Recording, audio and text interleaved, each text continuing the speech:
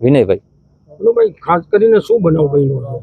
બનાવમાં તો એવું છે કે નવા પગે કંઈક ફોન આવ્યો હતો મારા પપ્પાનો, એ કે મકાનનું કામ કરી ચાલુ હોય ને એટલે ત્યાં રોકાણા હતા, નકર પછી રંગીલામાં હોય.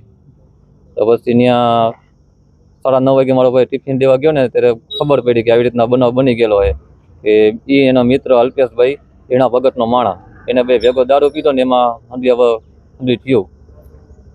અને દારૂ પીધો તો દેશી દારૂ પીધો ભગીરથ સોસાયટીમાં 10 નંબરના ખૂણે ત્યાં મારું મકાન છે ને ત્યાં. અને આવી રીતના અવારનવાર આવા બનાવ બનેલા છે. અને શંકામને પૂરેપૂરી ગામજનોને એમ કહેતા હતા કે આ જેના ભગતનું કામ છે, કેમ કે એ કેમિકલ એવું વાપરે ને એમાં કોઈ વસ્તુ આવતું નથી રિપોર્ટમાં કાંઈ વસ્તુ.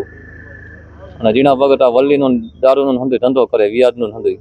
રોજના કેટલા લોકો અહીંયા દારૂ પીવા આવતા હોય એવું લાગે છે? ત્યાં તો હૈદબાર આવે સાહેબ અવારનવાર. હવે તમારી માંગણી શું છે? અમારી માંગણી એ છે કે અમને ન્યાય મળવો જોઈએ. જે આની પાછળ જે કોઈ હોય ને એને સજા થવી જોઈએ. આ ધંધા બંધ થવો જોઈએ દેશી.